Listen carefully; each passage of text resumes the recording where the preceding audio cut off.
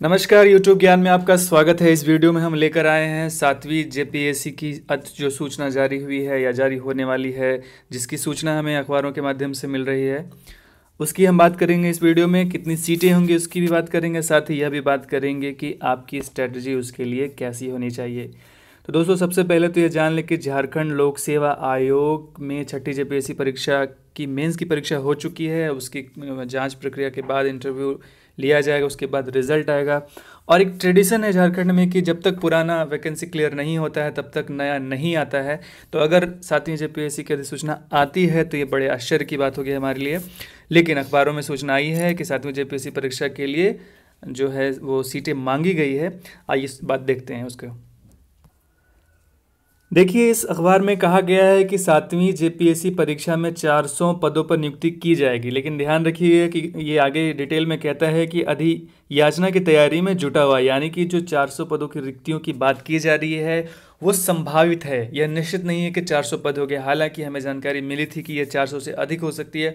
700 के आसपास में सीटें आने वाली थी, जो पहले के अखबारों में आई थी, 1-2 साल पहले के अखबारों में। तो 700 पदों के आसपास में ये सीट आनी चाहिए। ये 400 पद आज दिया हुआ 400 पद, तो इसे मान के हम चलते हैं 400। लेकिन जो इसका ट्रेडिशन रहा है कि परीक्षा ख़त्म होने के बाद ही सूचना आती है, तो इसीलिए आप बहुत ज़्यादा आशान्वित नहीं होइए और आप ये मान के मत चलिए कि जो अखबार में आ गया है तो आ जाएगा। लेकिन आपकी क्या स्ट्रेटेजी हो इस पर जानना बहुत ज़रूरी है।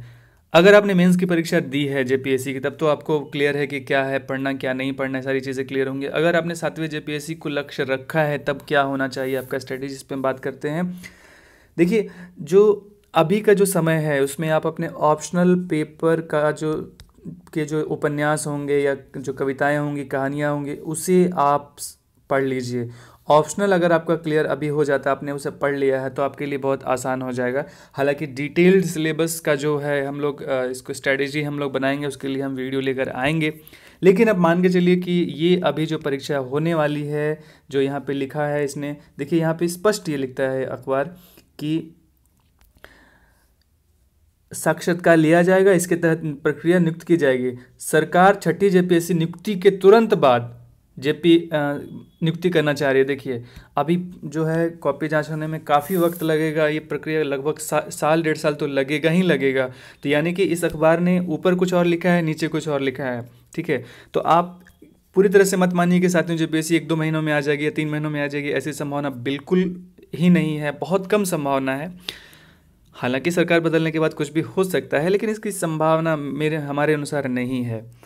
लेकिन आप आप पढ़ते रहें। अगर आपने मेंस लिखा है तो बहुत अच्छी बात है, नहीं भी लिखा है तो 7वीं जेपीएससी की परीक्षा की स्ट्रैटेजी हम लोग बनाएंगे, उस पर एक वीडियो आएगा, उसको आप डिटेल में देखिए। अगर आप कुछ स्पेशल चाहते हैं कि हम लोग 7वीं जेपीएससी को टारगेट में रख के कुछ सीरीज चलाएँ, तो आप हमें बताएं, हम उस पर एक वीडियो बहुत जल्द बनाएंगे।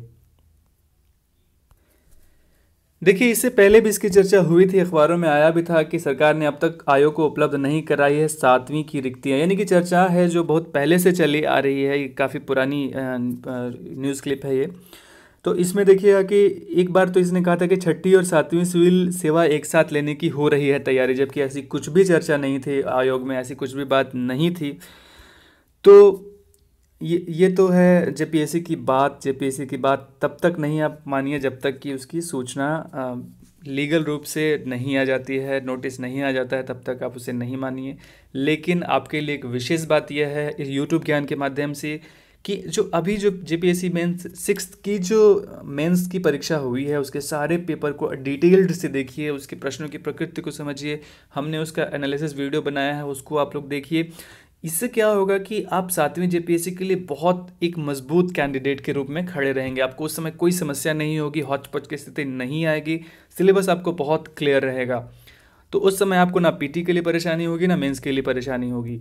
तो अभी आप वो कीजिए, पुराने प्रश्नों को देखिए, पुराने जो सिलेबस है उसे डिटेल में देखते हुए उसको लिंक कीजिए चीज़ों के माध्यम से, तो आपके लिए आसान हो जाएगा 7वीं जेपीएससी की परीक्षा की तैयारी करना।